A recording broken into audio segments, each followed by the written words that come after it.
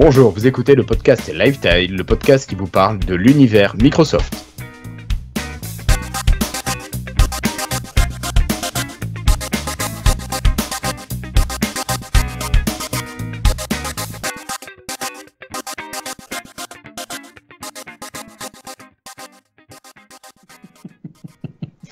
Bienvenue à toutes et à tous, nous sommes aujourd'hui le jeudi 6 juin 2019 et c'est l'épisode 154 de Lifetile. Je vous rappelle que vous pouvez nous suivre soit en vidéo sur la chaîne YouTube, donc à l'adresse youtube.lifetile.fr, ou en audio tout simplement en suivant le flux RSS sur podcast.lifetile.fr. Et bien sûr, vous pouvez nous retrouver en intégralité sur le site lifetile.fr. Alors, on va enchaîner avec mes deux camarades qui m'accompagnent ce soir. Alors, j'ai le plaisir d'avoir tout d'abord Flobo, qui est là depuis Croix. Oui, c'est ça, comme d'habitude. Salut. C'est ça. Salut. Tout va bien depuis 15 jours ? Ouais, ça va. Bon. Il y a beaucoup d'actualités. D'accord. Depuis Croix, je comprenais pas. Bah écoute, celui qui ne comprend pas, c'est Christophe. Salut Christophe. Salut. Non mais ça c'est drôle depuis Croix. Ceux qui savent pas que c'est une ville, ça fait con. Depuis Croix, Bâton, tout ça. Je comprenais rien du tout. Ah, Louis Croix-Bâton, d'accord. Okay. Ah, depuis tout à l'heure, je déconne, hein, mais je sais pas. Ce soir, Christophe est d'une humeur fandarde. Allez, juste pour vous dire que si vous souhaitez nous rejoindre, vous pouvez discuter avec nous sur le Slack de Lifetile. Pour ça, tout simplement, vous écrivez à contact@lifetile.fr et vous nous demandez l'accès. Nous, on vous envoie une invitation et ça marche aussi simplement que ça. Allez, je vous propose d'attaquer tout de suite avec un micro-dossier, vraiment un truc tout petit. Allez, c'est parti.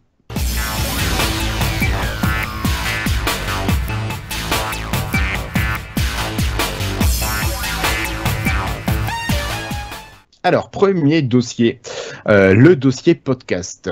On va faire un peu du Inception. Je ne sais pas si vous avez vu ce qu'on a publié sur Twitter très récemment. Je crois que ça fait 2-3 jours. Lifetile est disponible sur Spotify. On n'était pas encore disponible sur Spotify. Ça y est, on a mis le podcast là-dessus. Donc, vous pouvez nous écouter sur Spotify. Merci à Franck qui m'a un petit peu sollicité pour que je fasse cette mise à disposition.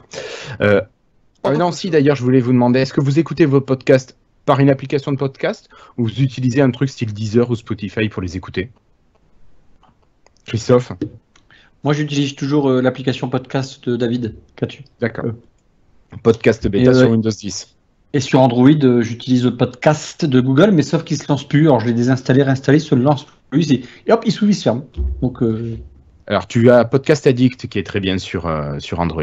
Ouais, mais moi, il me faut des trucs simples, tu vois, des trucs simples, clairs, clac. Et j'ai trouvé que c'était beaucoup trop pour moi. D'accord. Bon, pourtant, c'est un petit Français qui fait ça. Non, moi, ça me va très bien, mais à part ça, tout va bien. Oui, mais je l'avais utilisé avant, mais bon, peu importe. D'accord. On va demander à notre Flobo maintenant s'il écoute du podcast sur Deezer ou Spotify. Non, du tout. Parce que, de toute façon, tu n'écoutes pas de musique, toi. Non. Moi, en fait, je télécharge les MP3, je les joue normalement, quoi. Je vois pas pourquoi j'utiliserais une application pour ça. Alors, l'application est très sympa quand tu ne termines pas ton podcast, tu vois. Quand tu le commences, que tu t'arrêtes, l'application, elle va te faire reprendre ensuite de là où tu t'es arrêté. Tu vois, quand tu fais un podcast de 3 heures, 4 heures, ou même des petits podcasts qui s'enchaînent, tu peux des fois avoir autre chose à faire et ne pas pouvoir écouter autant que tu veux. Mais ça marcherait entre Android et Windows, ça? Alors, j'ai pas trouvé encore d'application qui fasse le lien entre Android et Windows. Voilà. S'il n'y a pas ça, franchement, je pense que ça me servirait pas. Bah, sinon, tu branches ton Android sur ton entrée ligne du PC et ensuite tu l'écoutes sur ton ordinateur comme ça. Ouais, ben je crois que télécharger le MP3 c'est plus simple. Hein. Et l'application podcast sur Chrome, ça marche pas? Je dis ça, c'est peut-être des bêtises, mais vu que c'est un truc Google, il n'y aurait pas moyen de. Je sais pas moi. Ils n'ont pas pensé à ça? Je sais pas, j'utilise pas les trucs Google quand je peux éviter. Vu qu'ils ont mis le Chromecast maintenant c'est plus un. Sinon tu vas passer sur Apple, on sait pas. T'as vu le prix d'un support d'écran, toi? Non mais t'es fou. T'achètes un ordinateur qui ressemble à une râpe à fromage et en plus t'achètes un support d'écran à 1000 balles, quoi. Non mais c'est moi je suis mais c'est génial. Enfin, on va pas parler de ça. Si, mais ils sont géniaux, les mecs, ils sont géniaux. Tant qu'il y a des mecs qui achètent, ils sont géniaux. Ouais, t'as raison. Non, allez, plus sérieusement, je voulais qu'on ait une micro-discussion sur la sortie du service Magellan. Alors, ça a beaucoup fait parler dans le monde du podcast indépendant, du podcast libre. Je sais qu'on en avait parlé à Podren, il y a eu pas mal de discussions là-dessus. Donc, je ne sais pas si vous avez vu, c'est depuis 2 jours, je crois. Mathieu Gallet, l'ancien PDG de Radio France, a sorti un service qui s'appelle Magellan avec un J, M-A-J-E-2-L-A-N. Ouais, je crois que c'est comme ça. Où il y a peut-être qu'un L d'ailleurs. Je sais pas d'ailleurs, je l'utilise pas. Mais donc il a sorti un service qui permet d'avoir vos podcasts dessus. Je suis pas allé trop dans le détail, mais je sais qu'au niveau de Podren, on avait eu des gens qui proposaient différents services de podcasts, qui étaient venus présenter leurs services, et souvent il y avait derrière une histoire de fric. Les seuls pour qui c'est gratuit, c'est les copains de PodCloud, qui eux font un truc totalement gratuit. Ce sont des podcasteurs et ils développent un service de podcast à destination des podcasteurs et des poditeurs. Donc c'est du tout gratuit du début à la fin et sans pub. Là, j'ai l'impression qu'avec Magellan, comme avec d'autres, ça va être soit du payant, soit de la pub. Donc finalement, les mecs vont se faire du fric avec ce que nous on fait. Je sais pas trop ce que vous en pensez. Il y a un tweet de Richard Clark là, à ce propos de Magellan. Ouais. Et il avait raison. Google le fait depuis longtemps, c'est un moteur de recherche. N'importe quel moteur de recherche, qu'est-ce qu'ils font? Ils font du fric avec juste du référencement. Et alors qu'est-ce qui gêne d'un seul coup, si en plus d'un seul coup une entreprise française de surcroît a cette idée-là? Qu'est-ce qui gêne de différent par rapport à un moteur de recherche, par exemple? Parce que c'est une entreprise française qui se fait du fric comme ferait une boîte américaine, on va être contre. Eh ben, moi, je lève le débat avec ça aussi. D'accord. Alors, Florian, toi, qu'est-ce que tu en penses? J'ai pas du tout suivi l'histoire déjà, donc je suis en train de découvrir en direct. Mais je pense que je suis assez d'accord avec Christophe sur l'argument, parce que je me souviens de quelque chose de similaire où certains journalistes, certains journaux ne voulaient plus être dans les résultats des moteurs de recherche. Oui, où ils demandaient d'être payés en échange. Et finalement, c'est un peu la même chose, je crois. Et je trouve que c'est un vrai problème, parce que c'est vrai que le web, c'est quand même... la base du web, c'est de pouvoir faire des liens gratuitement. Après, c'est vrai qu'ils se font de l'argent avec ça, mais... je ne sais pas, est-ce qu'il y a plus d'intégration ou est-ce que c'est juste des liens vers les fichiers vidéo en externe ou est-ce que c'est intégré directement dans leur app? Comment ça marche là, En fait, c'est un service qui est payant à 99, gratuit à 99,9%, on va dire. Mais ils vont proposer aussi des radios, des épisodes, des podcasts d'eux-mêmes avec des gens qui seront payants au mois ou à l'année. Et après, ils agrèguent tout le reste pour un peu faire comme un moteur. Et donc, du coup, avoir de l'audience, va essayer d'amener des clients via d'autres podcasts, en fait. Mais ça restera gratuit. Mais tu pourras t'abonner à certaines émissions payantes, si tu as envie. Sinon, c'est un gros moteur de recherche de podcast. Et donc, moi, l'argument où on m'a dit, bah oui, mais ça, il n'y a rien de nouveau là-dedans. Et que de surcroît que c'est français, eh bien, ça m'a fait un petit peu réfléchir. D'accord. Même si, oui, ils font du fric. Bah oui, ben moi aussi je me fais du fric en foutant rien de la journée. Et alors, ça gêne.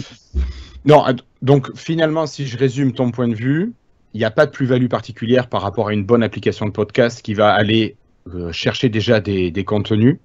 Si ce n'est que c'est peut-être l'image de Mathieu Gallet finalement qui pose problème. Ce mec a des casseroles quand même qui lui traînent depuis l'INA. Son passage à Radio France a quand même été assez problématique. Et je pense que c'est peut-être ça qui finalement, le mec... Je crois que depuis avant son entrée à Radio France, avait déjà ce projet de radio, de podcast, pas de radio.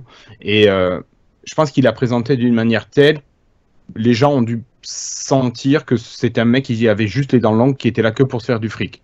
Je ne sais pas s'il le fait dans l'esprit des podcasteurs. Il y a beaucoup de podcasts indépendants où les gars n'ont envie, c'est vraiment de l'amateur qui veulent rester amateur et c'est vraiment uniquement... Ils ont envie de donner, pas qu'il y ait quelqu'un qui se fasse du fric derrière, tu vois. Je pense qu'il y a ça aussi derrière, et c'est une façon différente de penser les choses. Écoute, aux États-Unis, ils sont un peu en avance sur l'écoute de podcasts. En France, ça commence à monter, mais alors de manière énorme. Il y aura forcément des gens qui vont vouloir profiter de ces trucs gratuits, quoi. Bien sûr. C'est pas le premier, ça sera pas le dernier. Je veux dire, je reviens sur l'argument d'une boîte française, quoi. Et si ça marche pas, ils vont aller aux États-Unis, puis là ça marchera. Bien sûr, on va avoir un Magellan qui va marcher du feu de Dieu, mais qui paiera ses impôts aux États-Unis. Je pense à Docker, qui est un système à truc informatique, je vous l'ai peut-être déjà dit. Au départ, c'était français, mais ils n'ont pas réussi à lever des fonds. Ils sont partis dans la Silicon Valley, puis maintenant ça marche du feu de Dieu. Et c'était une idée française par des ingénieurs français. Mais là-bas, d'un seul coup, on dit c'est cool. Mais en France, on disait c'est pas cool. Donc bon, bah non, moi. Après, là où je ne serais pas tout à fait d'accord avec toi, c'est qu'il y a 8 ans, 9 ans, il y avait Podcast France qui existait, qui était un site de référencement de podcasts. Donc finalement, c'est ce que propose de faire Magellan. On a depuis PodCloud qui propose du référencement de podcasts aussi, qui propose des bases de données énormes de podcasts qui existent. Finalement, c'est jamais qu'un nouveau service qui apporte pas forcément de plus-value pour les gens. Il faut de la concurrence, il y aura des trucs gratuits, et puis là, c'est une entreprise déclarée avec un SIRET et puis des salariés, c'est logique. Maintenant, en plus, je crois qu'ils ont levé une fortune, 400 000 euros, ou j'ose pas dire 4 millions en fait. Je sais pas du tout. Ah ouais, ils ont eu des fonds monstrueux, ah ouais, c'est fou quoi. Bref, il y a un débat là-dessus, maintenant, je veux dire, il en faut pour tout le monde, on aime, on n'aime pas, ça existe, point. Maintenant... Mais j'aimerais bien savoir ce que les auditeurs en pensent parce que le débat est quand même assez virulent pour certains, ont des griefs assez importants, j'ai l'impression. Finalement, moi je trouve que c'est qu'un service supplémentaire qui a peu de plus-value utile. Bon. Voilà. Allez, je vous propose de fermer cette page d'actualité sur Magellan et les lecteurs de podcast. On va passer tout de suite aux news et rumeurs.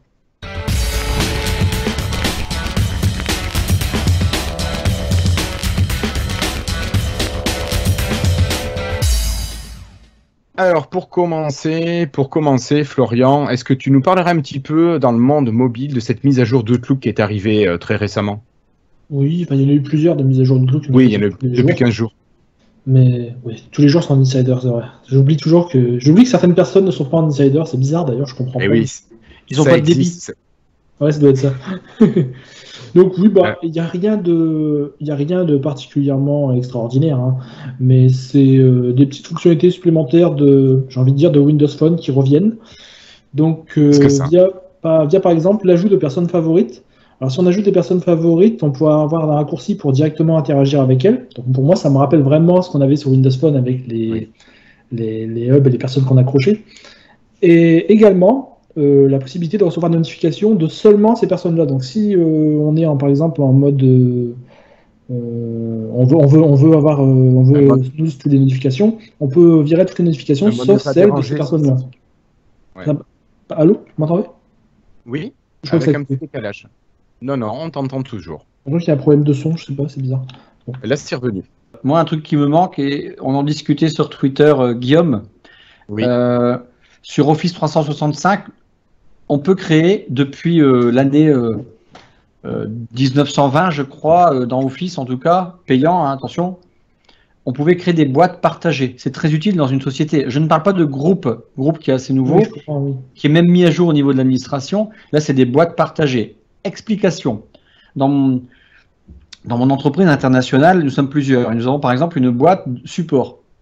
Et nous sommes plusieurs à la lire. Donc, il y a une boîte partagée support. D'accord ? Oui. Et bien, un groupe, pour information, dans un Office 365, il n'y a que les gens du groupe qui peuvent s'écrire entre eux. D'accord ? Pas des gens extérieurs. Bref. Eh bien, ça, tu ne le retrouves pas dans l'application, mais ça, nulle part. Il n'y a que sur la Outlook logiciel installé où tu as ça. C'est très emmerdant quand tu es sur mobile parce que du coup, je ne peux pas en fait utiliser une boîte partagée. Je suis obligé d'aller dans le web. C'est con, ça. Voilà. Oui, c'est pas très pratique. C'est quoi le calendrier du téléphone affichage? Ah, ça, c'est le truc qui est arrivé aujourd'hui. Ça marche. C'est juste que si ça affiche, par exemple, si tu as le calendrier Google sur ton téléphone, il peut aller le chercher, tu sais, puis l'afficher dans Outlook. D'accord. Ah, le calendrier du téléphone. Ah oui. Oui, tu vois ce que je veux dire. Google, quoi. Google Calendar. Okay. Ouais, ou bien Samsung, si tu utilises un machin, je sais pas. Enfin, voilà. Puis on va en parler après. Pour passer à une fonction qui marche cette fois, eh bien, il y a eu dans la mise à jour d'aujourd'hui, donc Insider, donc qui arrivera dans la prochaine semaine pour tout le monde, une possibilité donc d'afficher directement dans l'application Outlook de son téléphone le calendrier de l'application Gmail sur le téléphone. Parce que actuellement, ça restait quand même séparé. On va dire que si quelqu'un utilisait son compte Google, ça s'affichait pas dans l'application Outlook. Maintenant, bon, va être possible donc de synchroniser avec l'application Outlook du téléphone le calendrier par défaut du téléphone. Bon, mais ça marche. Merci beaucoup, Flobo. Allez, on continue cette fois-ci avec une autre information qui est en lien avec plutôt le monde Apple. On a parlé déjà du projet xCloud, donc le projet de Microsoft de streamer du jeu vidéo sur tous vos appareils. téléphone, télévision, ordinateur. Eh bien, il semblerait que pour les utilisateurs d'appareils iOS, donc tout ce qui est les iPhones, Apple soit sur le point de mettre des bâtons dans les roues au projet xCloud et aussi au projet Stadia à cause de ces conditions. Alors comment on appelle ça, Christophe, pour les applications, les règles que doivent respecter les applications dans un écosystème. Donc Apple vient de mettre à jour ces conditions d'utilisation des applications et a priori Stadia et xCloud ne pourraient pas fonctionner sur les iPhones et peut-être je pense aussi sur les iPads. Oui. Donc je te disais, comment on appelle ce Oui, je sais pas, je sais plus, j'ai oublié, mais... C'est CGU, quoi. Ouais, peut-être. C'est pas ça, je vois ce qu'il veut dire, Guillaume, mais...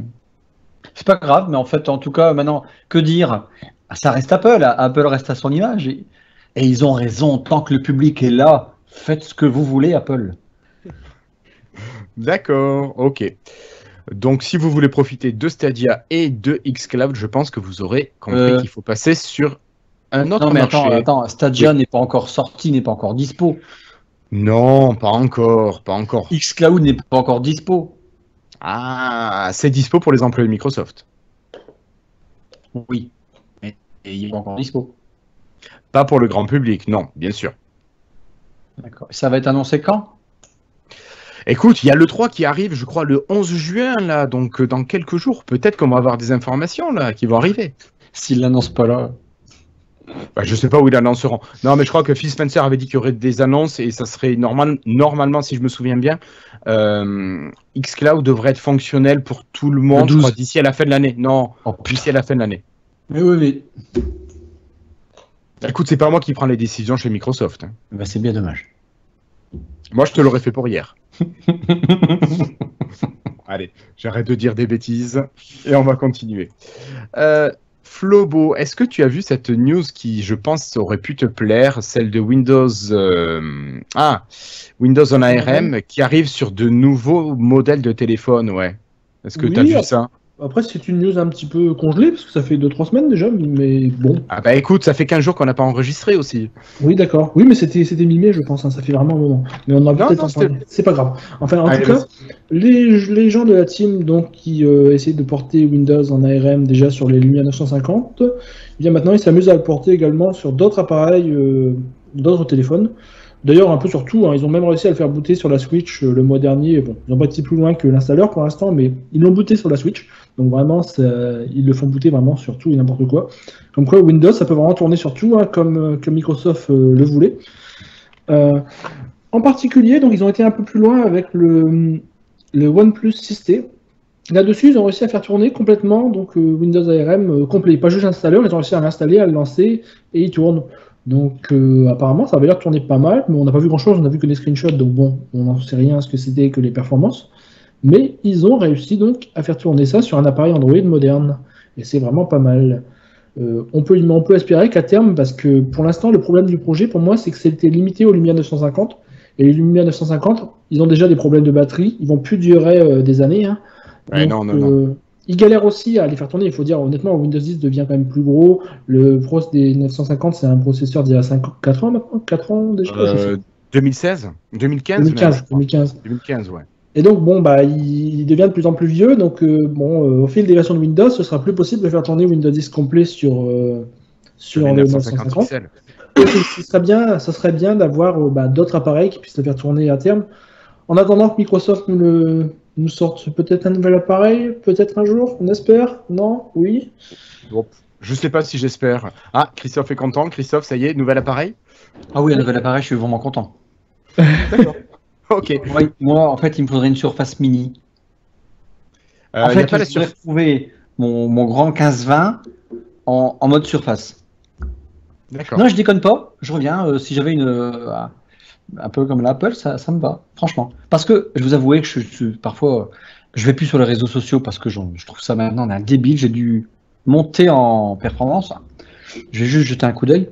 Avant, je passais des journées complètes. Et ouais, tu travailles pas. Et en fait, non mais j'aime bien en fait regarder les images, Twitter un petit peu, mais sur Instagram j'adore regarder les images, tout ça. Et l'écran est un peu petit maintenant. Pourtant j'ai un grand téléphone, mais j'aurais une petite Surface Mini parce que ma Surface est trop grande. La Surface Go aussi c'est trop grand. J'ai une amie qui a la Surface Go là. Putain, c'est super la Surface Go. Je vous le dis, au fait, petite parenthèse, pour l'utilisation bureautique. Mais j'aimerais bien. Ouais, donc un nouveau device, ça me plairait vraiment. D'accord. Mais une tablette, finalement, une tablette Windows 8 pouces, c'est ce genre de truc qui te plairait? Ou tu voudrais quand même un truc sur téléphone? Quoi le nom oui, t'as raison. C'était ça, une 8 pouces. Ça me plairait. Tu te souviens, on en avait eu... C'était quelle marque, ça? T'en as une, toi? Donc, tu parles de cet appareil, Christophe. Voilà, une Dell Venue 8 Pro. C'est top, ça. Ok, ça marche, Christophe. Allez, je vous propose de laisser ce possible appareil qui sortira peut-être un jour ou pas, ou jamais. Ou pas. Ou pas. Et de passer à Skype. Alors, Skype qui propose une nouvelle fonctionnalité de partage d'écran, Flobo. Mais qu'est-ce que c'est ce partage d'écran dans Skype? C'est rien d'extraordinaire, hein. C'est juste ce qu'on avait déjà sur le Skype de bureau depuis très longtemps. On peut, lorsqu'on est dans un appel téléphonique, un appel vidéo avec quelqu'un, partager son écran avec la personne sur Skype. Et bien maintenant, ça va être possible également avec les gens sur iOS et Android. Donc, on peut partager son écran. Ça va ou c'est, pardon? J'ai eu personne pour tester un appel aujourd'hui pour faire le test. Donc, pourquoi tu m'as pas appelé? Ah ouais. Bon, j'aurais accepté avec plaisir. On le fait en direct? Allez. J'étais en train de chercher ton nom, mais pourtant, il n'y a que toi que j'appelle là-dessus, parce qu'il n'y a que toi comme utilisateur, en fait. Bah oui, il n'y a que moi et Florentin dessus, donc bon. Obtenez la version d'évaluation gratuite de Skype téléphone. Ah oui, d'accord. Ouais. Mais attends, je pensais qu'ils allaient arrêter Skype, juste pour info, comme ça, qu'on soit clair. Alors, on en reparlera tout à l'heure, parce qu'il y a peut-être une autre application qui pourrait remplacer Skype. D'accord, Teams. Voilà, Teams. Dans une nouvelle version qui va sortir. Ouais, Teams, c'est monstrueux, quoi. Oh putain, il y a quelqu'un qui m'appelle. Oh putain, ça sonne de partout en même temps. Ouais. Alors. Et c'est génial, il a arrêté de sonner sur mon téléphone. Ok, je te vois. Putain, je te vois là. Magnifique. Ah. Et donc, comment on fait? On va tester. Alors, partager. Partager l'écran, voilà, ok. Sérieux, je veux voir ton écran de smartphone, j'y crois pas une seconde. Tu peux nous le montrer, Christophe, à la caméra, s'il te plaît? Putain, ouais, ça marche. En fait, là... Un peu plus vers le centre. Je vois son écran, en fait. On est sur Skype, mais c'est son écran à lui. La preuve, je vais cliquer sur mon bouton à moi. Ma vraie homme, c'est celle-ci. D'accord. Ah, c'est pas c'est ma page 2, ça, mais on s'en fout. Putain, et c'est ouf, quoi. C'est super pas utile, mais c'est génial. D'accord. Je crois que vous pouvez raccrocher, on a un effet d'écho qui est assez désagréable. Je viens de raccrocher. Alors... Non, mais ça marche. Bon, voilà, un test en direct, hein. Ça fonctionne. Et ça a exactement la même interface que le partage d'écran sur PC. Ok. D'accord. Quelle est l'utilité? Bah, je pense que petit à petit, pour moi, ça vient du fait que la frontière entre mobile et PC se sépare de plus en plus. Par exemple, moi, je sais qu'une fois, lorsque je faisais une commande en ligne avec mon frère, parce qu'on voulait réserver des billets, je ne sais plus pourquoi, et ben, j'avais fait en Skype comme ça depuis mon PC. Ça, c'est quelque chose qui pourrait être fait depuis son téléphone également aujourd'hui. Ah oui. Non, donc ça peut. Je pense que, je veux dire, l'utilisation qu'on a je pense que les gens n'ont plus vraiment d'utilisation PC, téléphone. Tout le monde fait un peu tout partout, de plus en plus. Oui, c'est pas faux. Avoir les mêmes fonctionnalités partout, je pense que c'est assez important.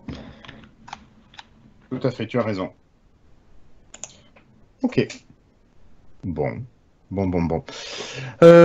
Flobo, est-ce qu'on parle un petit peu des correctifs pour Edgeom ou pas du tout? Parce que je sais pas si c'est vraiment intéressant pour les auditeurs. C'est des bugs fixes, il n'y a pas eu de grandes nouveautés. Hein. Non, alors moi, quand même, j'ai un truc à noter, c'est que, c'était quoi? C'était il y a deux semaines, entre 2 et 3 semaines, il y a eu un bug qui a empêché Edgeom de fonctionner. Oui. Et il a été corrigé en moins de 24 heures sur la version Dev Edition. Et j'ai trouvé ça vachement confortable, finalement, que l'équipe soit très réactive et propose un correctif dans la journée qui suivait, quoi. Vous avez déjà écrit ou envoyé un rapport de problème sur Edgeom? J'ai failli le faire, sauf que le bug a été résolu, j'ai pas eu besoin de le faire. Je n'ai envoyé 3, je sais pas, il y a maintenant... Il y a longtemps que j'en ai pas envoyé, là, on va dire, il y a peut-être 15 jours. Putain, et les mecs, ils te répondent, en fait, tu peux laisser ton email, et puis bon, il y a la réponse automatique, et après, c'est fou, quoi. Enfin, je veux dire... Tu veux dire que c'est vraiment vivant? Ah oui, c'est pas des bots qui développent. Ça vous... Il y a un super podcast, sinon une vidéo sur YouTube. Voilà, c'est sur Babylone. Ah, aussi sur Babylone. Il y a vraiment des gens, en fait. Il y a vraiment des devs, quoi, en fait. Si tu veux. Ouais. D'accord. Et non, enfin, j'ai trouvé ça sympa parce que on est des kidam, quoi.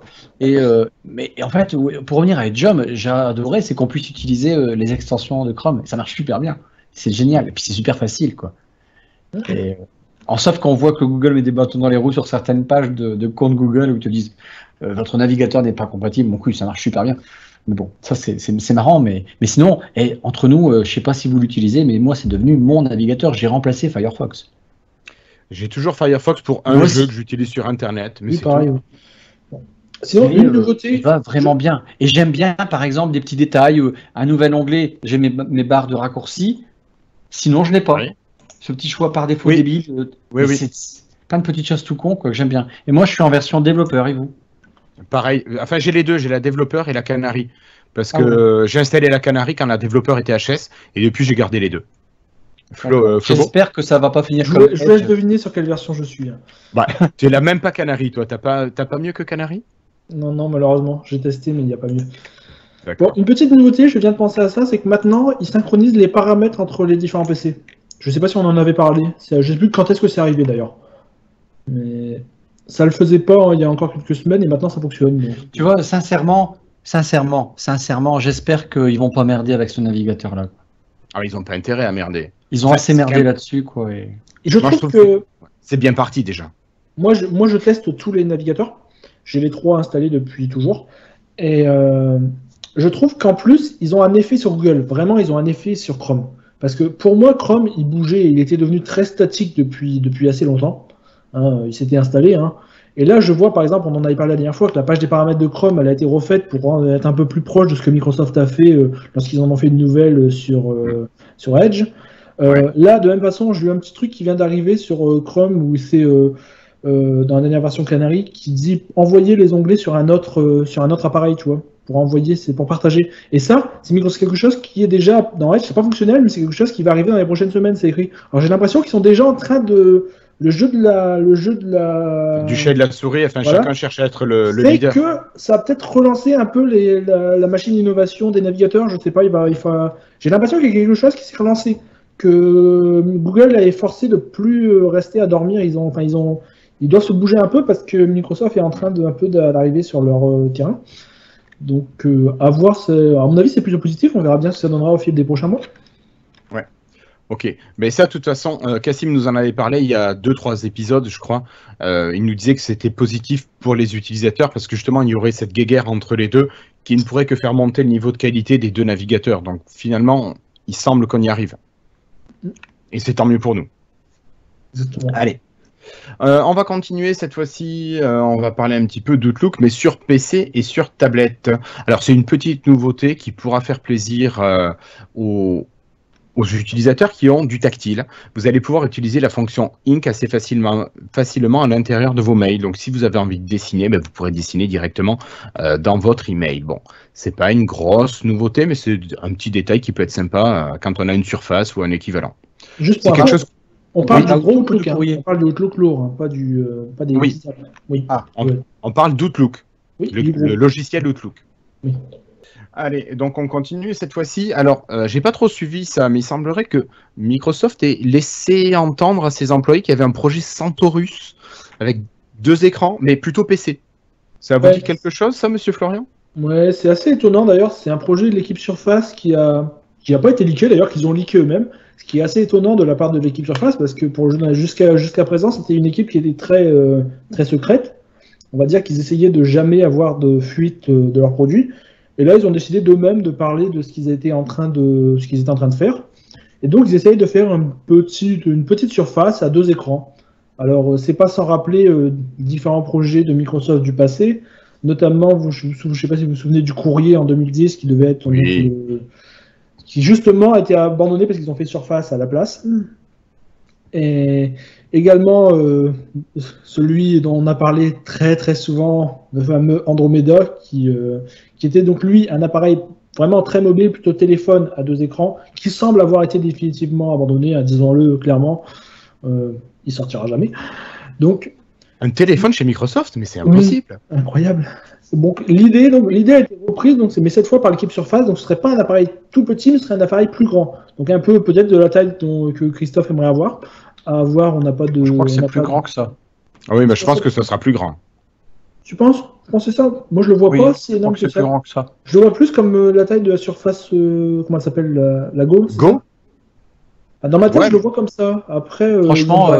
Franchement, faudrait pas que ça sorte un truc comme ça. C'est vous à l'échec. Tu penses? Je pense que maintenant Windows est capable d'aller partout. Elle va être capable d'ici peu d'aller partout sur n'importe quel truc. Pareil, n'importe quel écran. Je pense qu'il faut qu'ils attendent que la technologie, le hardware soit plus performant au niveau des écrans, beaucoup plus plat, beaucoup plus flexible pour faire ce qu'ils veulent. Mais sortir ça, sincèrement, je suis pas convaincu du tout, quoi. Il faut attendre qu'il y ait plus d'autonomie, de souplesse et puis de légèreté dans les devices pour pouvoir faire ce qu'ils veulent. Ils ont l'OS maintenant qui est flexible. Il manque plus que le hardware pour moi. Ouais. Je sais pas trop. Parce que deux écrans de surface, tu les mets ensemble, ça me ferait chier, ça va être lourd. Ça va être énorme. Après, tu peux peut-être réduire ton truc pour avoir quelque chose d'un peu plus grand, peut-être qu'un truc qui au final fasse du 14 ou du 15 pouces. Donc, voilà. Et tu n'es peut-être pas obligé. Est-ce qu'on va être obligé d'avoir une charnière absente? Ou est-ce qu'on aura cette charnière justement? Parce qu'on a vu que sur les téléphones, finalement, cette charnière pouvait poser problème chez Samsung. Je ne sais pas ce qu'il en est chez les autres. Est-ce que cette charnière sera utile ou pas? Est-ce qu'elle sera présente ou pas? C'est ce genre de truc que je me pose comme question. Mais bon, pour l'instant... Je suis pas convaincu du tout. D'accord. S'ils ont dit que ça tournerait sur du Intel, hein, ça pourrait être du... l'ARM. Pourquoi pas? Oui. Maintenant, après, ils lancent des prototypes, des idées, et amusez-vous les constructeurs. Notre OS est capable d'aller où on veut. C'est vraiment l'idée, c'est de montrer ce dont Windows 10 est capable. Après, honnêtement, s'ils veulent vraiment faire un OS tactile à nouveau, il y a du boulot, hein, parce que Windows 10 actuel en tactile, c'est pas Windows 8, hein, ça reste lourd. Tordu, hein. Sacré Windows 8. Oui, il était bien. Putain, j'invite tout le monde à redécouvrir Windows 8. Si vous pouvez, moi j'ai une tablette qui n'accepte pas plus.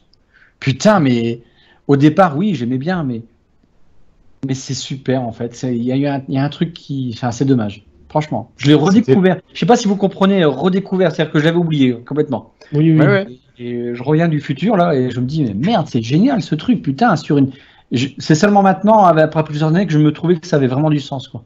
Ouais, sur une tablette, c'est marrant parce que beaucoup de monde avait dit que finalement, il aurait dû avoir un Windows comme Windows 10 avant Windows 8. Un truc qui faisait un peu la transition vers le tactile petit à petit plutôt que faire un saut complet. D'accord.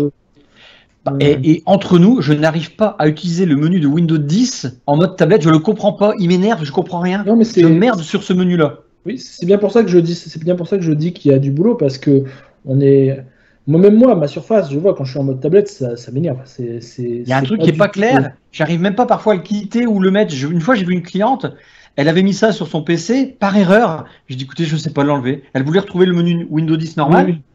Incapable, on n'a pas su où cliquer. Bon, c'est habitable. Pour ceux qui ont coincé, c'est à droite dans la barre de notification, dans le centre d'action, comment on appelle ça en Action Center, mais c'est comment en français? Le centre de notification. C'est ça, bon. Voilà. Mais bon, ce qui est dommage, c'est que c'est vraiment, on sent sur Windows 10 que c'est un truc pour fabriquer au-dessus un peu à l'arrache.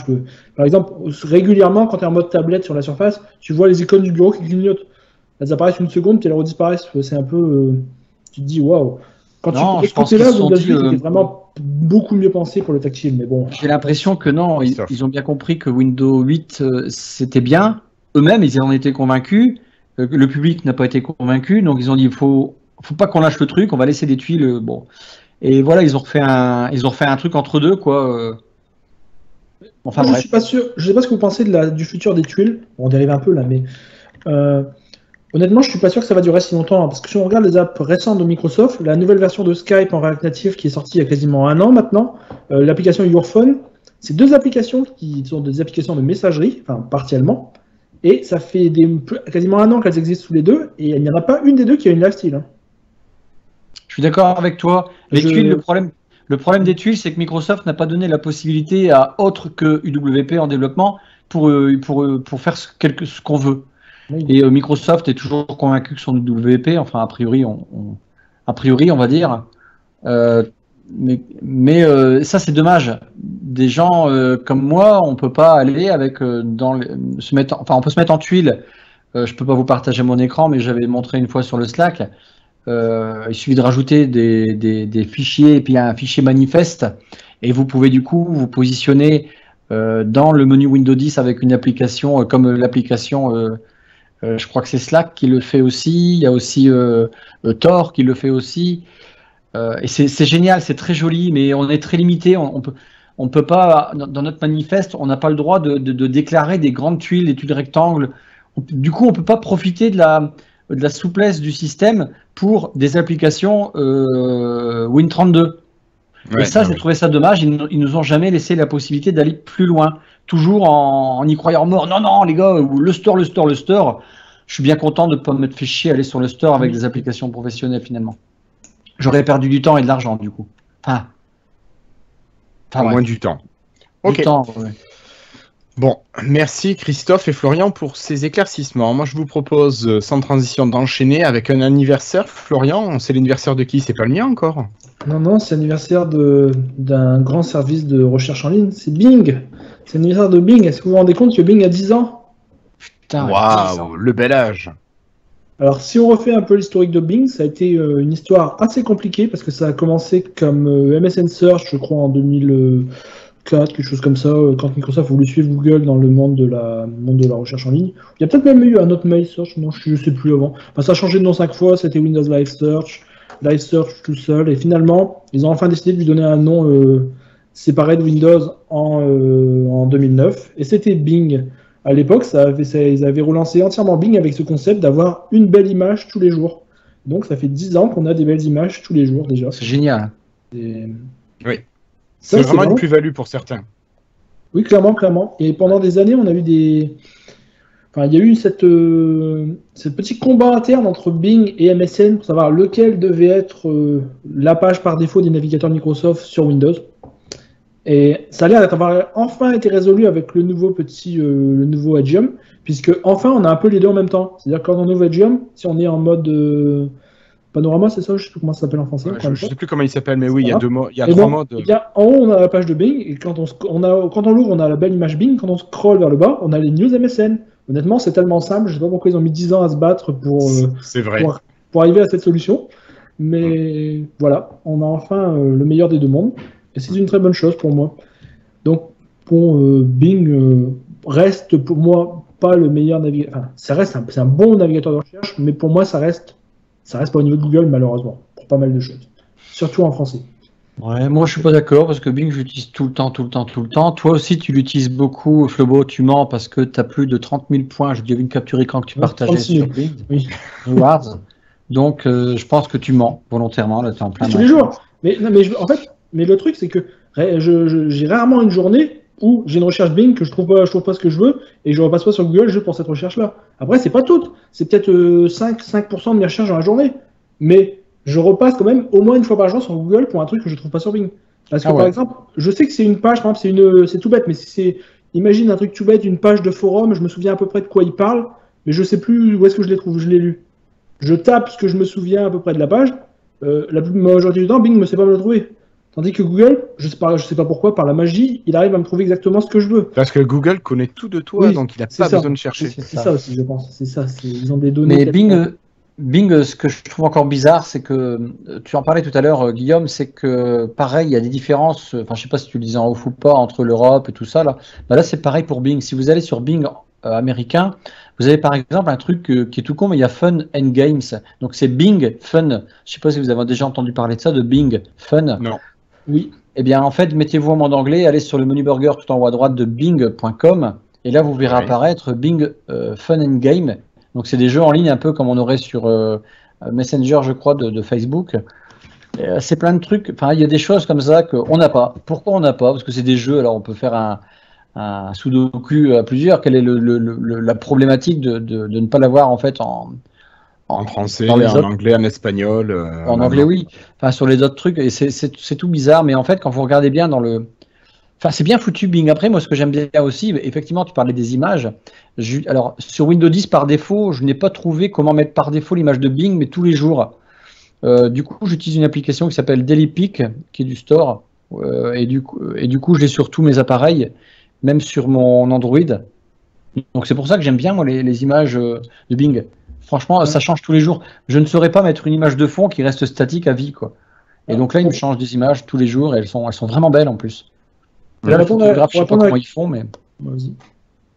Tu peux leur envoyer tes photos. Il y a une petite application qui existe encore qui s'appelle Bing Bureau que Microsoft propose pour changer l'image à l'image de Bing. Je sais pas, elle est chiante à mourir, c'est parce qu'elle laisse toujours une marche en haut. Je comprends pas pourquoi c'est pas une option dans les paramètres de Windows. C'est très étrange. Elle disparaîtra un jour, hein, cette app. Et tant qu'on est sur Bing, est-ce que vous utilisez l'application Bing sur Android? Oui, par défaut. Non. Parce qu'elle est très bien cette application et elle est mise à jour super souvent et je trouve que Microsoft n'en parle quasiment jamais. Donc ça fait que je pense qu'il y a plein de gens qui la connaissent pas. Et c'est assez dommage. Florian, oui. Il y a quel intérêt à utiliser cette application Bing par rapport à la barre de recherche du MS Launcher qui lui aussi utilise Bing, enfin qui elle aussi utilise Bing? Parce que pour moi cette application Bing c'est un peu le bouée de sauvetage de la recherche Bing, vous vous souvenez de Windows Phone. On retrouve toutes les vieilles fonctions qui étaient un peu là à l'époque. Par exemple, si je fais une recherche, j'ai une recherche vidéo. Si je fais recherche caméra. Si je fais recherche caméra, il me propose de l'autre côté. De rechercher donc on n'arrive pas à lire, mais du texte, lire des maths, un QR code ou à 360 degrés. Si je fais 360 degrés, il m'ouvre donc une carte sur Bing Maps. Sur lequel je vois les magasins autour de moi. C'est exactement toutes les fonctions qu'on avait avec les applications de Windows Phone à l'époque. Vous vous souvenez de tout ça? Je suis d'accord avec toi, elle est super. Oui. Par exemple, j'ai la carte qui s'affiche avec moi et ce qu'il y a autour de moi en tournant. Ouais. C'est toutes les fonctions qu'on avait sur Windows Phone qui sont arrivées aujourd'hui sur cette application Bing. Et je trouve ça étonnant que Microsoft ne communique pas du tout là-dessus. Et par exemple, là, il y a Google qui vient d'ajouter dans Google Maps donc cette possibilité de faire donc de la localisation en 3D en tournant avec la caméra comme ça. Je veux dire, ça fait 2 ans que c'est dans l'application Bing sur Android. Microsoft n'en parle pas. C'est extraordinaire, je trouve. Je comprends pas bien pourquoi, parce qu'ils font un boulot vraiment pas mal. Ils ajoutent des fonctionnalités tout le temps et ils n'en parlent pas. Là, ce qui a été ajouté la semaine dernière, c'est l'option maths. Maintenant, on a l'option maths et si on peut scanner une équation directement avec l'application Bing. Mais Guillaume, il a raison. Avec le Microsoft Launcher, après ceux qui l'ont pas, je comprends, mais c'est directement à la recherche Bing. Mais bon. Oui, mais tu n'as pas toutes les fonctions. On n'a plus besoin de la rentrer dans OneNote. Tu n'as pas toutes les fonctions de l'application, je pense, si. Je sais pas. Attends, j'ai fait un 2+2. D'ailleurs, dans l'application, il y a aussi tous les jeux de Christophe. C'est ça. Non, effectivement, tu n'as pas toutes les fonctions. Tu as raison. Tu as aussi tous les jeux de Christophe dans l'application, les jeux Bing. Ok. C'est normal, mais c'est seulement pour les pros et ça ajoute un petit recherche d'organisation. C'est-à-dire que maintenant, par exemple, nous avons l'organisation Lifestyle sur Microsoft 365. Et bien, si tu fais des recherches Lifestyle. Pardon, moi je prononce à l'arrache. C'est pas grave. Lifestyle. Non, Lifestyle. Alors que je dis IBM en plus, c'est ça le pire. Mais bon, j'ai des logiques bizarres dans ma tête. C'est pas grave. J'ai des routines de guet. Totalement. Bon. Pour reprendre le sujet, donc si on est connecté avec son compte en entreprise ou école, lorsqu'on fait une recherche en Bing, maintenant ça va rechercher non seulement en ligne, mais également sur notre organisation. Alors par exemple, si je cherche Christophe, je trouve tout de suite ta photo, tout ce que tu as édité sur notre SharePoint, ce que tu as dans ton calendrier partagé de notre organisation. T'as ça où? Pardon? T'as ça où? Directement sur Bing, si je recherche ton nom. Il connaît tout de toi. De la même façon, si je cherche moi, je trouve mon nom, les derniers fichiers que j'ai édités, c'est donc le doc pour aujourd'hui. Les fichiers que j'ai édités récemment sur notre SharePoint. J'ai nos conversations Teams, le fait qu'on est en réunion aujourd'hui maintenant. En gros, ils ont ajouté donc ils ont ajouté dans la recherche en ligne la recherche aussi dans les données de l'organisation. Bon, c'est seulement pour les comptes pro, mais c'est pas mal, je trouve. D'accord. Ok. Merci beaucoup, Florian. Est-ce que là, je peux passer à la suite ou est-ce que tu as encore quelque chose à rajouter? Non. Bon, allez. Donc, je continue. Maintenant que tu sais tout de nous, Flobo, tu vas pouvoir peut-être nous parler de cette nouvelle excitante à souhait, cette nouvelle qui va réjouir le monde ou te réjouir simplement toi. Je comprends pas qu'on l'a pas mis au premier, ça. C'est vrai. Je sais pas pourquoi j'y ai pas pensé. Alors, qu'est-ce que c'est, Flobo? On continue la grande aventure des nouvelles icônes en Fluent Design. Cette fois, il y en a 2 cette semaine. 2. Donc, une qu'on avait déjà vue sur Android. On avait déjà la nouvelle icône de Teams sur Android. Et maintenant, on a la nouvelle icône de Teams en Fluent Design sur Windows. Je pense que vous l'avez eu aussi, j'imagine. C'est arrivé hier, je crois. Oui. Avant-hier, je crois. Moi, je l'ai eu hier soir. Bon, c'est pas grave. Moi, je l'ai pas eu. Moi, je crois que je l'ai eu avant-hier. Hier ou avant-hier. Quelle arnaque. Bref. Et il y a également une deuxième nouvelle icône qui est arrivée, c'est la nouvelle icône d'Exchange. Donc bon, voilà, c'est tout. En Fluent Design. C'est beau. Attends, chaque service Microsoft a droit à sa nouvelle icône. Excuse-moi, là, je veux faire un peu le débutant, mais c'est quoi cette utilisation d'Exchange? Non, mais c'était pas sur Android, c'était sur Windows. Ah, d'accord. Mais Exchange, c'est juste le service de messagerie en ligne. Oui, je suis d'accord, mais c'est Outlook. C'est différent, parce que tu peux. Les entreprises, elles peuvent avoir leur propre serveur Exchange. Oui, d'accord. Après, Outlook, c'est le Exchange de Microsoft, si tu veux, pour les particuliers. Oui, parce que moi, c'était en 365, je me disais. Enfin, je veux dire, c'est Avant, c'était. En fait, pendant très longtemps, Outlook perso a continué de tourner sur les serveurs, anciennement Hotmail qui fonctionnaient pas, qui fonctionnaient sur un Exchange un peu bidouillé, qui n'avait pas les mêmes fonctionnalités que les versions pro. Mais ça a été enfin fusionné il y a 2 ans, en 2017. Vous vous souvenez, l'année où le mec avec sa clé USB, il a mis à jour tous ses comptes un par un. Vous vous rappelez de cette blague, non? Non. Oui. Si, moi je me souviens. Bon, allez, c'est pas non plus une grande news. Moi, je vous propose d'enchaîner, de continuer.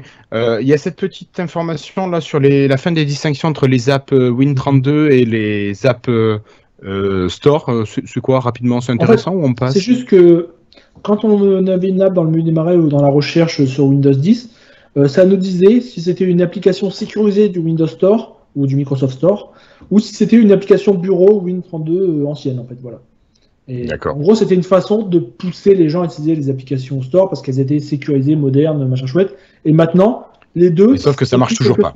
Les deux, c'est écrit simplement application Windows, que ce soit du Win32 ou du Store, ils affichent plus la séparation. Donc, oui, parce que de toute façon, les gens, qu'est-ce qu'ils en avaient à foutre d'abord? Non mais sérieux, quoi. Il y en a qui savaient. Enfin, je veux dire, c'était quoi? C'était débile, quoi. Pardon.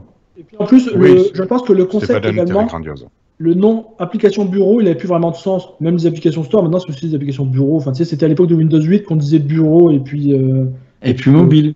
Et métro, ouais, voilà.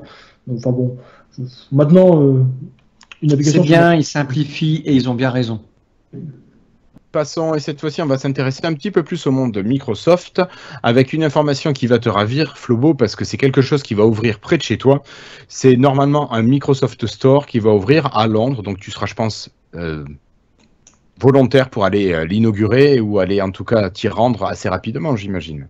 Ouais, on ira faire un tour. J'avais proposé à Christophe de venir avec moi, mais il est pas chaud. Hein. Il trouvait qu'il pas... Franchement, je les connais par cœur.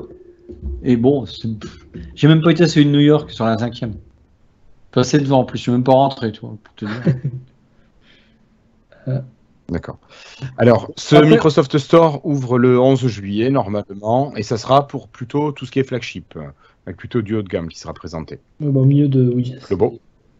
Oui, mais ça faisait longtemps qu'il l'avait annoncé, hein. Il nous avait dit qu'ils planifiaient d'en ouvrir un à Londres en 2012, donc il a fallu quand même 7 ans pour qu'il arrive, ce store. Ouais. Mais il arrive enfin, le premier quelque chose d'assez énorme. Oui. Après, ce qui est dommage, je trouve que ça arrive à une époque où il y a peut-être moins de produits grand public.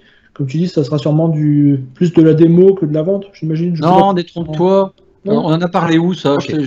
En fait, il y a quand même beaucoup de choses dans un Microsoft Store. Tu as des Android, non, je plaisante, mais il y en a quand même pour démontrer toutes les applications Microsoft. Tu as un coin Xbox, tu as un coin virtuel, les casques virtuels. Tu as un coin avec toute la gamme Surface, c'est quand même grand. Tu as aussi des autres ordinateurs qui ne sont pas que Surface. Tu as du matériel type des... Réalité virtuelle. Oui, je l'ai dit tout à l'heure, ça. Tu as aussi des pochettes de pour des surfaces, t'as des tapis de souris, t'as des souris, t'as des cartes Xbox, t'as des cartes Office, non, mais c'est assez grand, t'as beaucoup de choses. T'as aussi parfois, je l'ai vu plusieurs fois, des coins des zones, par exemple pour des écoles avec des petits trucs pour apprendre, des trucs sur Minecraft, t'as plein de jeux. Donc souvent, tu as tous les écrans. Ça ressemble à 2 gouttes d'eau à un Apple Store, hein, pour info. Hein. Donc c'est des méga grands écrans sur les côtés du magasin où tu as des bandeaux lumineux. Enfin, c'est formidable. Enfin, des trucs de télé, quoi. Tu as vraiment plein de choses, franchement. Mais je regrette, c'est que comme au Company Store de Seattle, là-bas, ils ont des vêtements. Tu peux acheter plein de vêtements, des t-shirts, des sacs avec tous les logos de Microsoft. Bon, c'est des conneries, peu importe, mais tu peux voir, toi, un t-shirt violet avec le logo, si tu veux, OneNote, pardon. Mais ça, c'est pas. Je pense qu'ils veulent pas se faire chèque du vêtement pour le particulier, parce que ça serait peut-être trop embêtant. Les tailles, essayer, changer, tout ça. Mais bon, non, tu peux avoir plein de choses dans un magasin Microsoft. C'est bien. D'accord, bah, moi j'irai faire un test. Aussi les surfaces de studio, là, les machins, les surfaces. J'ai pas vu de. Ça, c'est très professionnel. Non, mais franchement, ça vaut le coup d'en avoir un. Mais bon. Oui, d'accord. Bon, okay. Faire un tour, on verra. Bon. Moi, je vous propose d'enchaîner parce que là, on est quand même sur le MS Store de Londres qui n'est pas encore ouvert. Flobo nous fera un petit retour quand il sera allé le visiter. Allez, on continue avec une petite information. On en a parlé il y a 15 jours. C'est Huawei qui quitte, Huawei qui est mis au banc des accusés de l'espionnage et qui devrait perdre la possibilité d'utiliser Windows comme système d'exploitation et qui devrait remplacer Windows par ArcOS qui est un système d'exploitation développé maison. Bon, c'est une petite information. Si vous avez du Huawei, peut-être sera-t-il temps de changer. Pour continuer, on a une information moi qui m'a beaucoup plu là, qui est sortie il y a quelques jours. C'est Twitter sur Windows, l'application Twitter PWA qui propose enfin l'utilisation du multicompte dans l'application.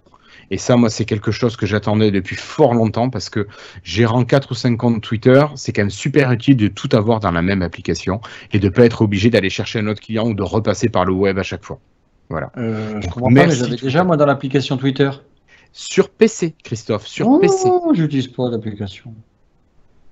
Moi, j'utilise l'application sur PC et je trouve ça enfin très pratique. Super. Voilà. Bon, allez, encore une news quand même qui restait courte. On en parlait tout à l'heure. Teams va évoluer, Flobo, et va évoluer pas à destination du professionnel pour une fois, mais à destination de la famille, des amis, donc vraiment du particulier. Et qu'est-ce qu'on va retrouver dans cette nouvelle mouture de Teams qui s'appelle Teams for Life? On va retrouver, comme toujours, des applications, des fonctionnalités de Windows Phone. C'est tout ce qu'on retrouve de toute façon maintenant chez Microsoft. Non, je troll un peu. Mais oui, ce serait des idées. Bah, bien sûr, évidemment. Oui, et en plus, je troll qu'à moitié parce que c'est un peu vrai, tu trouves pas? Si, je trouve que c'est un peu vrai. Oui, ce sont des fonctionnalités pour des groupes, pour des familles, pour se coordonner ensemble comme une équipe, évidemment, c'est pour ça que ça s'appelle Teams. Donc, pour coordonner, par exemple, leur planning, leurs horaires, des événements, des emplacements. Pour moi, c'est ce qu'on avait un peu dans les rooms sur Windows Phone. C'est pour ça que j'ai fait le rapprochement. Tout à fait. Sur Windows Phone 8, ouais. Oui. Et je trouve que c'est pour ça que c'est bien d'ailleurs. Pardon ? Ouais. Qu'est-ce que tu as dit ? Je demandais si c'était Windows Phone 8 ou 8.1. 8, c'était 8.0 je pense, enfin, pour moi, mais à voir. Enfin bref, c'est sympa, donc ils vont rapprocher Teams, donc ils vont donner des fonctionnalités qui serviront donc plus seulement pour les pros, mais également aux autres. Par contre, j'ai pas bien compris si ça sera utilisable avec des gens qui n'ont pas de compte professionnel. Je pense qu'il faudra que ce soit utilisable pour... si c'est pour tout le monde, je pense que ça sera utilisable avec un compte Microsoft, tout simplement. Oui, mais dans ce cas-là... Sinon, c'est pas utile. Un gros point noir de Teams, c'est qu'il n'y a pas de fédération avec Skype pour l'instant. Et c'est assez... Si Teams vient vers les particuliers, ça devient un peu bizarre vis-à-vis de Skype. Je sais pas ce que vous en pensez. Est-ce que Skype va pas se faire bouffer dans Teams, tout simplement? Ce serait peut-être pas plus mal, j'aimerais bien. Oui. à voir comment ça va évoluer. Moi, je pense que c'est un bon plus comme OneNote. Et puis finalement, c'est pas si bête que ça. Le principe, c'est le OneNote qui est, je crois, utilisable gratuitement quand il y a un petit OneNote là qui traîne. Oui, donc il y a du OneNote et pour tout le monde. Bon, ça c'est bien parce que du coup, ça fait découvrir un petit peu OneNote pour L'entreprise, pourquoi pas? Donc ça peut ramener des clients potentiels. Et si en plus ils mettent Teams, bon, Skype, est-ce qu'il est encore utilisé comme avant? Je ne suis pas convaincu. Même ma fille qui utilisait beaucoup de réseaux sociaux avant, elle utilisait Skype, dit maintenant plus personne, elle dit on n'utilise plus Skype. Bon, et puis admettons, mais ça peut être un plus, moi je dis, d'amener les autres à utiliser Teams. Moi j'aimerais bien que dans l'association où je suis, je les ai mis à OneNote, ils ont trouvé ça génial. On fait toutes les réunions, on a tout dessus, on a plusieurs à avoir des tablettes. Et là, si en plus il y a Teams, j'adorerais qu'ils utilisent Teams parce qu'on l'a dans notre office de l'association pour des discussions, parce que par email c'est super chiant, alors que des trucs instantanés comme Slack, ça serait pas mal du tout. Mais je pense que Microsoft, ils vont mettre la bouchée double pour Teams, et que l'avenir il est très prometteur pour ça. Enfin, c'est mon opinion. Le son arrive, je suis pas sur la Lune pourtant, oui, c'est pas ce décalage. Oui, bah oui, je suis d'accord, j'aimerais bien que ce soit bien, qu'il y ait enfin un unique système de communication Microsoft et que Teams serve de base, puisque honnêtement, c'est celui qui est le plus évolué, le plus fonctionnel en ce moment. Hein. Je veux dire, rien qu'un truc tout bête, mais non, pas si bête que ça, mais lorsqu'on est en conversation à plusieurs, Teams va partager l'écran, et vous vous souvenez, il est capable de suivre l'endroit, la tête de la personne, lorsqu'on bouge, pour qu'elle soit toujours à l'afficher à l'écran. Et honnêtement, c'est quelque chose de très pratique, très puissant, qu'il n'y a pas sur Skype pour l'instant. Et c'est honnêtement, autant prendre le meilleur des deux et le fusionner en un seul système plutôt que d'avoir plein d'équipes qui développent la même chose en parallèle. Je pense que Microsoft, il a plein de bons produits là, mais il faut qu'il se concentre et puis dégager tout le reste, quoi. Je pense aussi à To-Do, parce que moi j'utilise beaucoup To-Do. Oui. Il y a plein de trucs comme ça. Tout à fait. Il faudrait tout rationaliser un petit peu et. Ouais, ça commence. J'ai l'impression qu'il commence à se trouver. Enfin, ou moi, l'utilisateur commence à trouver le truc, quoi. Je sais pas. Bah, à propos de To-Do, ça commence à fusionner, puisque la dernière version bulle de Windows, lorsqu'on va dans le calendrier, c'est écrit que les rappels Cortana, c'est quelque chose qui a été déprécié. Donc, parce que maintenant, ça passe par To-Do. Ouais. Donc, petit à petit, j'espère que Wunderlist va être le suivant, qu'on va plus avoir que To-Do partout. Ce serait idéalement le mieux.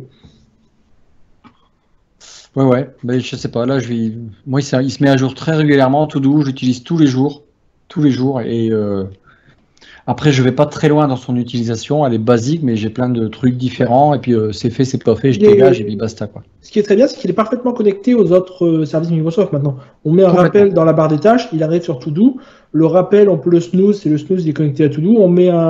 On met une date dans To-Do, on va voir la notification dans Windows. Si on flag un email en important, il va passer dans To-Do. Ça, j'ai adoré ça. Qu'ils sont en train de faire.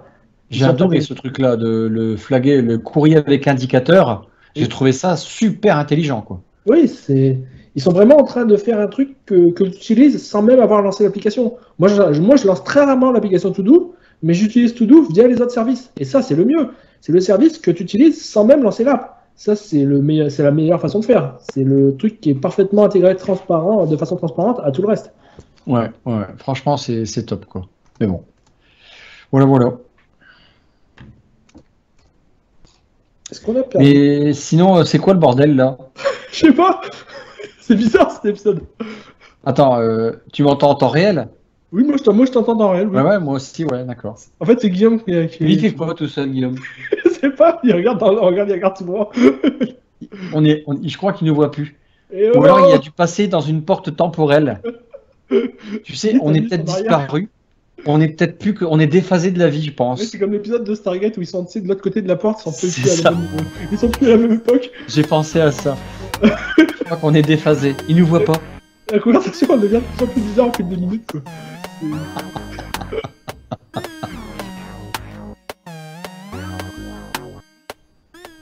Et sans transition, nous allons essayer de passer au jeu Xbox malgré les problèmes de connexion. Allez. Et on commence tout simplement avec une information encore à destination du monde Apple. Alors on disait qu'Apple se fermait, mais il semblerait qu'Apple s'ouvre aux devices des autres fabricants. Est-ce que Christophe, tu peux nous en parler un petit peu de ça ? Bien sûr, je suis au courant depuis 5 minutes que en fait Apple annonce d'ouvrir. T'as eu le temps là de potasser les news. C'est ce que je suis en train de te dire. Apple a annoncé ouvrir ses appareils branchés aux TV et aux contrôleurs Xbox One et PlayStation. qui autorise en fait la connexion Bluetooth. Écoutez, les iPads et les iPhones seront également capables de se connecter aux manettes Xbox One avec l'arrivée d'iOS 13. Étonnante nouveauté. Bon, en fait, c'est ce qu'on disait juste avant, mais putain, il s'est barré. C'est une blague, il y a une caméra. Oh, là, il y a une blague. J'ai pas réussi à finir.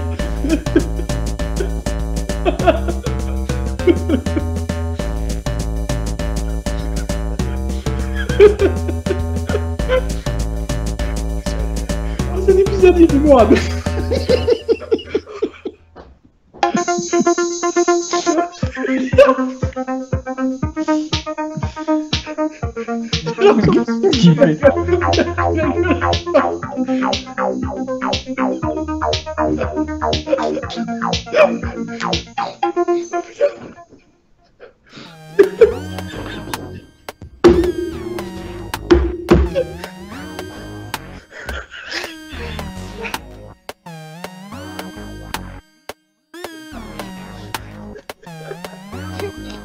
Profite des quelques secondes qui arrivent pour dire la fin.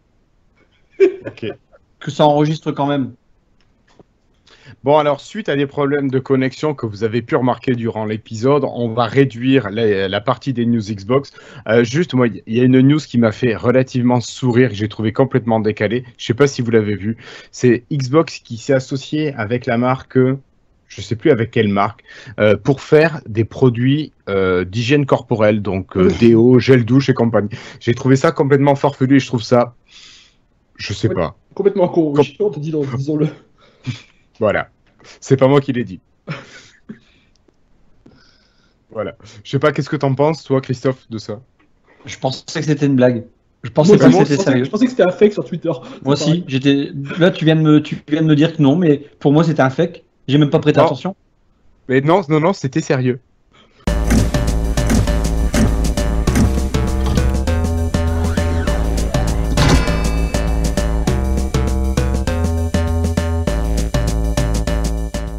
On va conclure cette émission qui a été assez poussive, assez laborieuse cette fois-ci, donc on va espérer qu'on ait un fichier vidéo qui soit exploitable.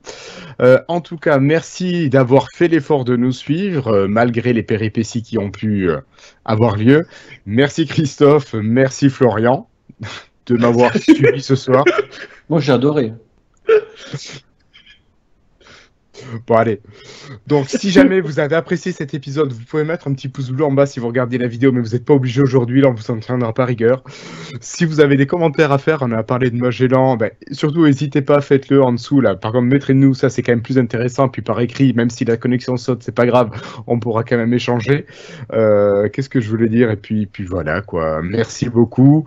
Partagez l'épisode, laissez des commentaires, on vous embrasse, et puis on espère que la semaine prochaine, l'épisode se passera beaucoup mieux. Allez, ciao Flobo, ciao Christophe, merci à vous d'avoir été là, et puis à très bientôt. Ciao. Hello.